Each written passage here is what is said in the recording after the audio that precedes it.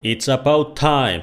This is the final part of my recap of Osan and Reimu series. It's kinda bittersweet moment. I really love talking about it because it's such a beautiful story, but all things has come to an end. Last on recap, Rumia's seal broke and now she's in despair because she remembers her past. Reimu with help of her allies got inside of Rumia's globe of darkness, where she needs to stop her from destroying Gensokyo. So, let's get back to the ride.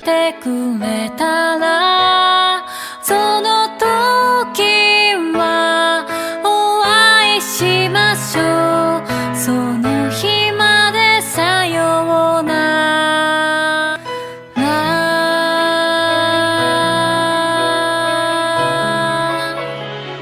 Reimu challenges Rumia to spell card duel, and if she can make Rumia admit defeat with 5 cards, Rumia needs to stop destroying Gensokyo. Rumia gets tense Reimu's motivation until Reimu shouts at her. これが私の戦いなのよ She starts her Danmaku fight with Rumia, and while Rumia destroys easily her attacks, Reimu keeps bombarding her with attacks to make her admit defeat. Rumia asks is she making fun of her when Reimu's attacks doesn't even scratch her. Reimu answers that she's always dead serious. Their battle functions as a duel, in where they express their feelings by giving them form of beauty. It's not only about defeating your opponent, it's about understanding each other's heart too. This is Reimu's way of fighting. The spell card system. This way no one gets hurt. Rumia's probably thinking like, back in my day we weren't such pussies that were afraid of fighting to death.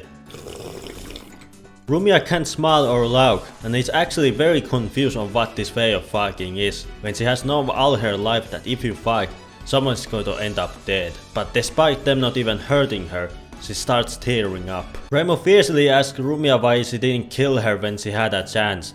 She only targeted Reimu's decoys when it was obvious to her which one of his hair. Rumia could have killed Reimu at any point, but she didn't. This sounds like Rumia doesn't want to kill Reimu. Of course she destroyed Gensokyo when she doesn't want to kill one person. What is her objective?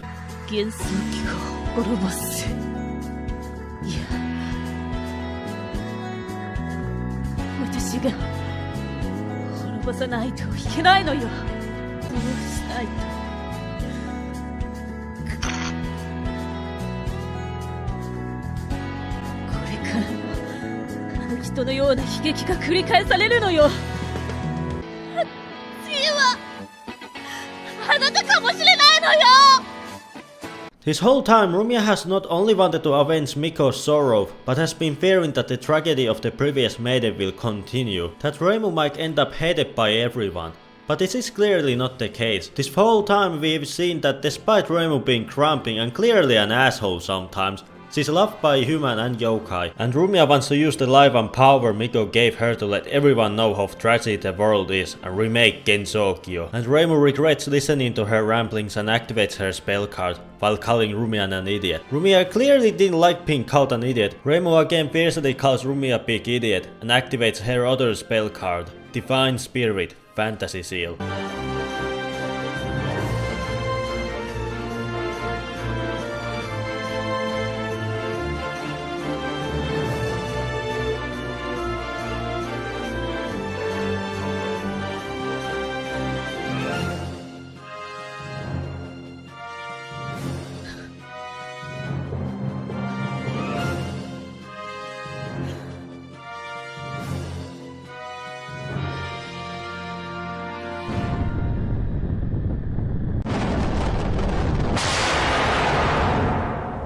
She starts lecturing Rumia about how she doesn't know what Rumia is supposed to do, but they're not alone. Reimu speaks how there's always someone around meddling in our business, looking answers to our problems.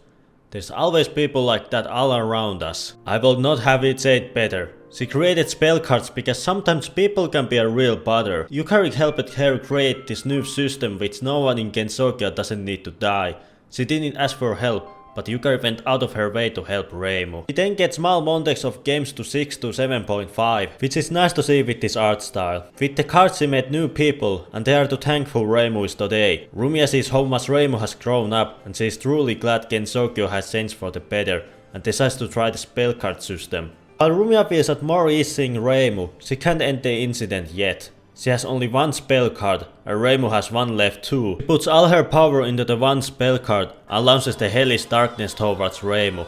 For a final fact, this is pretty awesome and very greatly brings homage to the mainline games. Reimu states that she won, but Rumiya disagrees with that, and traps Reimu in a ball of darkness. She is now trapped in there, with no way of escaping, but because Rumiya follows Reimu's own rules, she will spare Reimu and wants her to sit there nicely while she finishes her job. But Reimu disagrees with her and breaks out. She finally understood how she feels. She faced herself, faced Rumiya, and she was finally able to activate her own fantasy nature. Now she needs to finish the duel.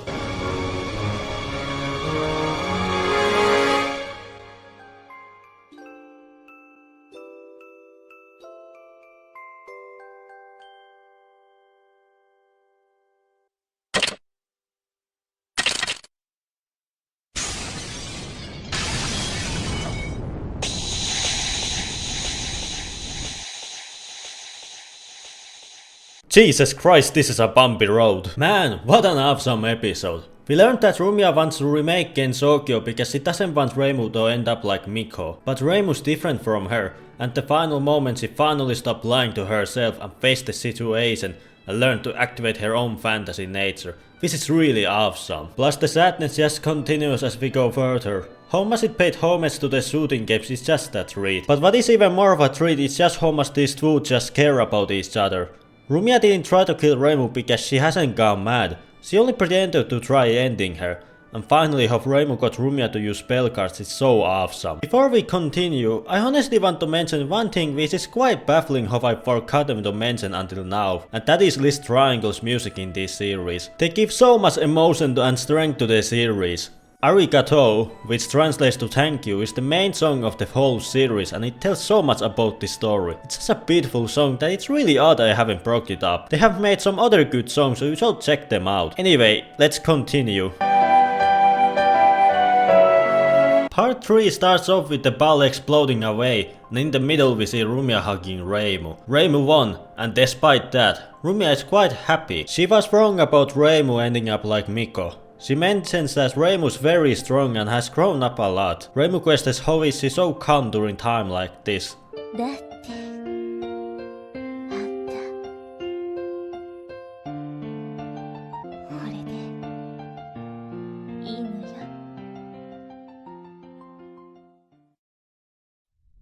Rumiya starts to wither away because she has used all of her power. She knew what would happen from the very beginning. So she felt so saddened by Miko's treatment that she was willing to sacrifice her life in order to get revenge for her. It's just so depressing. Since Miko's death, Rumiya knew what she was the most upset with.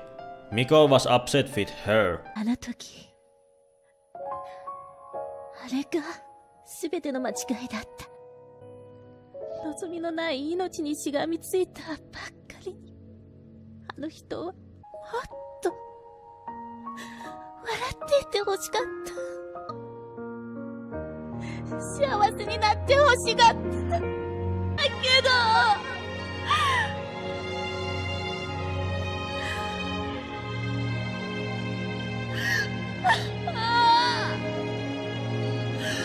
私が奪ってしまう。あの人のせめてよ。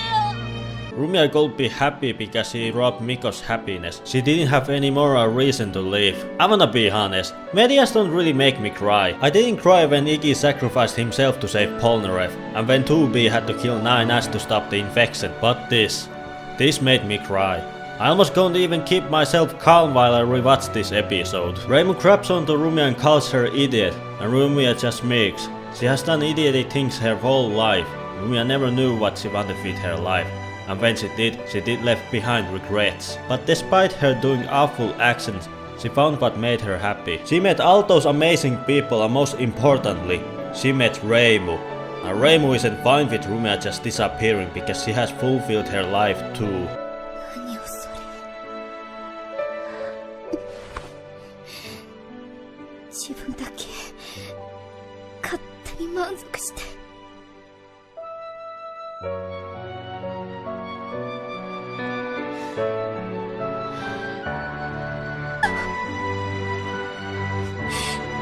おバカよ。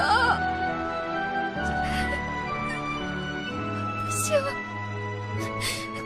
こんなの Despite Rumia being this small annoyance who kept biting on Reimu, she never found her to be a bother. So seeing her disappear makes Reimu tear up as well, and everyone else too. I don't know how to describe this sadness that I am feeling. Just seeing how Rumia withers away while we get to know more about how she feels, and Reimu losing an important friend, just makes me feel so sad. We then get small compilation of past events and this small unseen moment where Rumia carries Reimu. Only then the roles get reversed. Rumia thanks Reimu and then apologizes before she withers completely away. What makes this moment even sadder is the song Thank You starts playing. Please, my heart only can take so much. この日私たちはかけがえのない人を失った。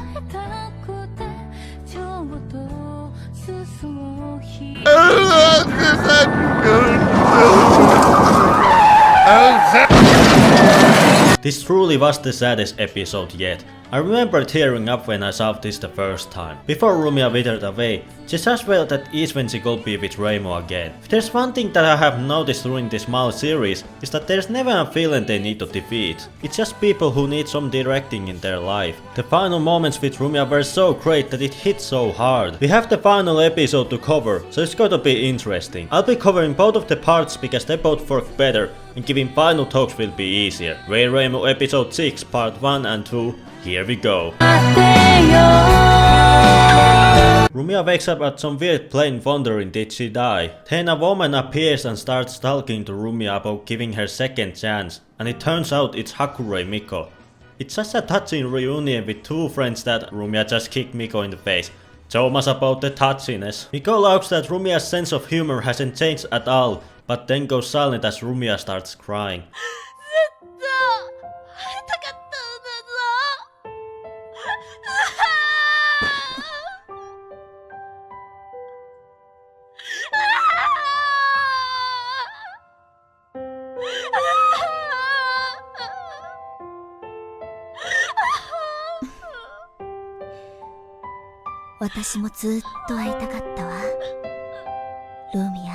It turns out where Rumia went to is not afterlife, but she's still in Gensokyo. Miko then leads Rumia towards a big barrier where they see different realities of Gensokyo. So according to this, in some ways the events of Osana Reimu and ReiReimu are canon, but in different reality. So there's also a reality where prisoners were able to play Paranoid, where Reimu has a nightclub under her shrine. Oh god, no. Cause this heart-throbbing adventure could be real as well. If you don't know what that is, don't search it up. Don't make the same mistake as I did. Miko explains that there was only one Gensokyo, but then it broke out through the barrier to the outside world and it started mirroring. So constantly new Gensokyos were created. It's weird they decided to go with this, but I don't really mind. It's kinda cool to see many different artists that I recognize there. Miko calls them the Deritavive. Hold up. Derivative. Alright. The derivative worlds. Their universe is one of those worlds, but different from the rest. This makes Rumia feel uneasy because he wonders is their Gensokyo a fake one. 偽物だったのかな。アホ。私とレイムとあなたの思い出はどうなるの？あの日々も偽物だっていうの？私たちの過ごした日々が偽物のはずないわよね。そうよ。Miko tells Rumia that their world isn't fake. The same goes for other Gensokyos. The memories they make in their Gensokyo is real. Then suddenly the ground starts shaking and Miko states that they don't have much time left. The special barrier there prevents Miko and Rumia going to afterlife, and the dome is about to shatter. Rumia questions what will happen to them, and while Miko doesn't know, she asks if Rumia is scared. 怖くないわよ。だって今はあなたがいるもの。私はそれだけで十分。今度は行くときはどこまでも一緒よ。しょうがないやつ。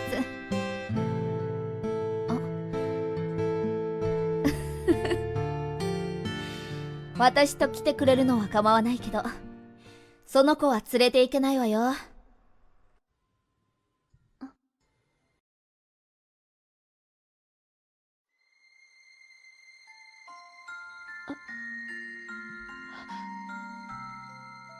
Reimu has come for Rumia. It turns out that Reimu's fantasy nature is still active and allowed Reimu to come for Rumia. She isn't going to let Rumia fade away. 一人はたくさんよ。もう勝手にいなくなるなんて許さないわよ。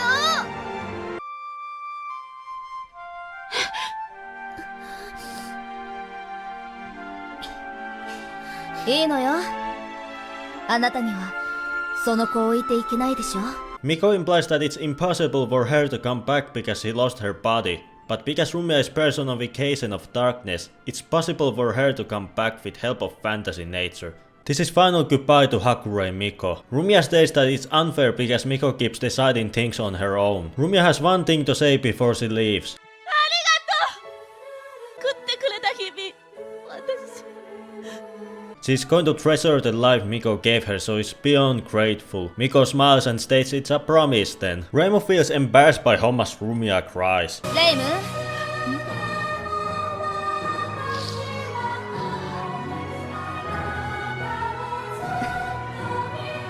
あなたも元気でね。There's quite a bittersweet feeling while watching this unfold. I'm happy that Rumia finally was able to forgive herself and accept the life she had, but leaving Miko behind makes me feel quite sad. But it's so nice to see her for the last time before she continues the afterlife.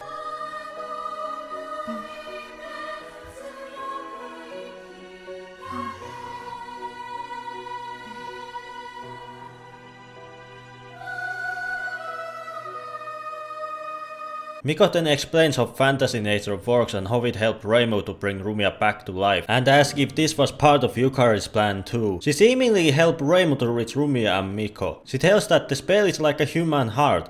It grows based on experience. Thanks to this incident, Reimu was able to develop her fantasy nature into a whole new fantasy nature. It's thanks to Yuiko for having their souls get trapped in the barrier. It was the only place where Yukari was able to hide Miko from Yama. Everything Yukari did was to test Reimu for this moment, which Miko states is unlike her because the odds were stacked against her. Miko adds to this that Reimu wasn't able to live up to Yukari's expectations. She wasn't able to properly wield her fantasy nature. Yukari is confused by this, but on the ground is Reimu's spell card which shatters.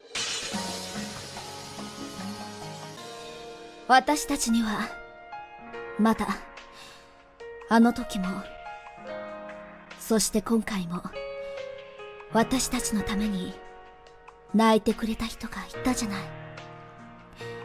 今回ばかりは力を貸してくれた彼にあなただったのね。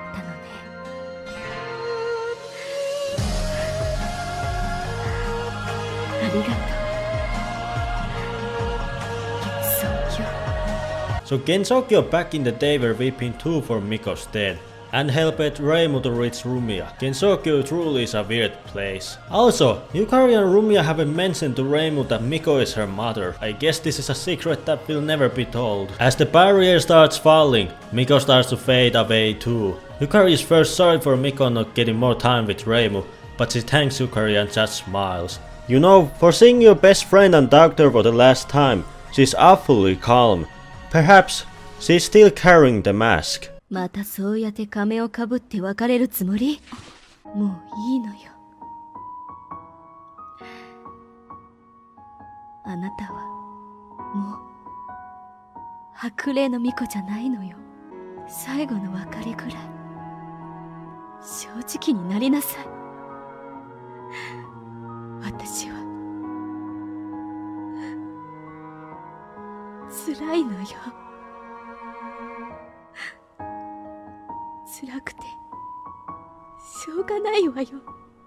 ずるいじゃない。私だって辛くてしょうがないわよ。こればっかりは何千年生きても慣れないわね。あなたのこと忘れないわよ。忘れない。さようなら。私の愛した愛しい人。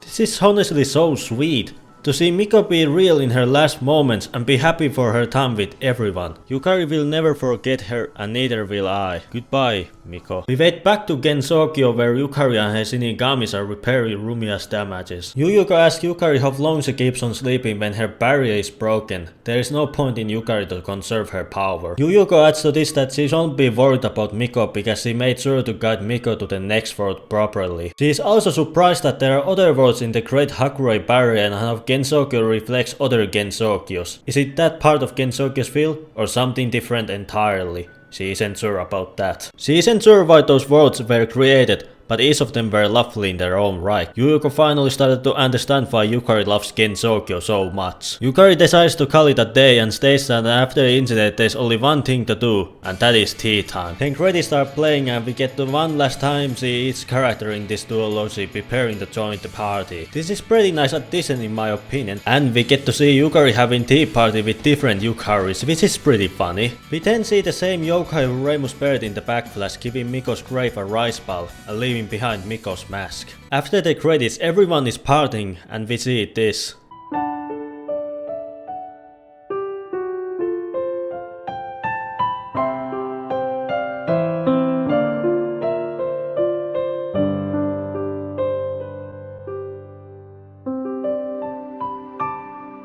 I love this series. The ending is perfect. All the different Gensokyos were a weird addition. I liked them. Rumia really missed Miko, but Reimu didn't want her to go. It's so sweet to see those two happy again. They've been through a lot and just seeing them sleep peacefully together makes me smile. I want to thank Joyful for creating this amazing series and everyone who was part of it. And I want to thank you all for joining on this trip. I started this series in the first year of college and now I end this series as I finish my college. This has been very important to me and seeing how people enjoyed this small series of mine makes me very happy. I love every second of this series and I am happy that I could talk about it and share my love for it, so you know, if you haven't watched it, what are you doing? Go watch it. I'm very happy to experience all the happy and dark moments with the characters I grew to love. I laughed with them, I cried with them, but most importantly, I smiled when Reimu and Rumia had their happy ending. Some media take tens of episodes or even entire season to make you grow on certain character, but this managed to do it only a few episodes in. Perhaps it's the touch of Touhou's chaotic universe. But one important thing I have in my mind is the overall message of this series. And that has to be thank you. It's even in the song. You should be thankful for the memories you have and look forward to the future. Joyful made excellent series and I'm very grateful for that. This is not the only Touhou story he has worked on. He recently made Kasen's story which focuses on Kasen and Yoshika. The first episode had great animation and interesting story, so I will definitely watch it more when I have time. Thank you for watching and have a wonderful day.